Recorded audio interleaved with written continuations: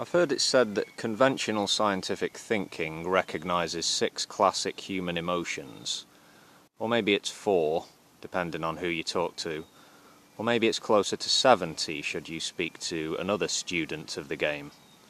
And it's all very interesting reading about evolutionary theories explaining why certain emotions or states developed with environmental pressures. It's good to listen to clever people speculate about this or that. But please allow someone who doesn't know what they're on about to speculate and talk some bollocks on the subject to pass the time of day. You could take a host of feelings: angst, anguish, anxiety, distrust, horror, panic, worry, and put them under one heading, that being fear. Some people talk about love and hate as being fundamental, primary, simple, but love is a tricky one. Is it one thing, or is it a complex relationship of a variety of mental states and feelings? And of course hatred comes in different forms. There's a difference between that blind hatred some people will feel towards those they view as deadly enemies, or the kind of hate that can grow or rise slowly out of feelings of disgust or anger, or both, contempt as it's known. You can say that there are different flavours of fear, for sure, with the volume at this level or that, but I think of fear. I've thought about this a fair bit over the years, changed my mind a few times also. Yeah. Fear is more fundamental than love or hate or happiness or trust or pride or shame, etc.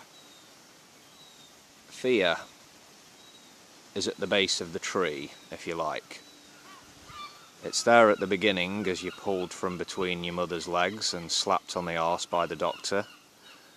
It stays with you all your days, and it will be with you at the end. The companion that never leaves you until you check out of the hotel for good. I don't see this as a grim outlook as such. Hope can act as a decent and necessary counterbalance to the big F. Yeah. Some folks are clearly more anxious, nervous than others. And of course some people have disorders of panic and anxiety. But even for stable people, and mature, intelligent men and women who don't suffer from unfortunate medical conditions, who have identified and confronted their proverbial demons, if you like, and are philosophical about death, about their own mortality.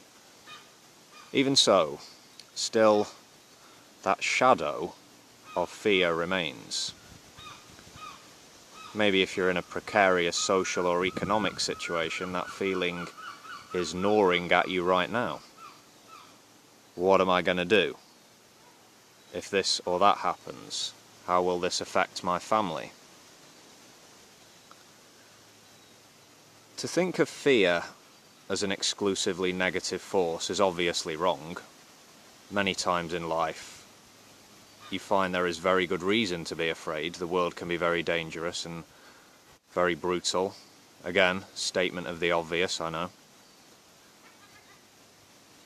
That raw fear of danger, without that, you'd already be long gone. And if you lost it today, you'd be in big trouble. On a personal note, one of my major concerns, maybe people can relate to this, is the fear of being unemployed.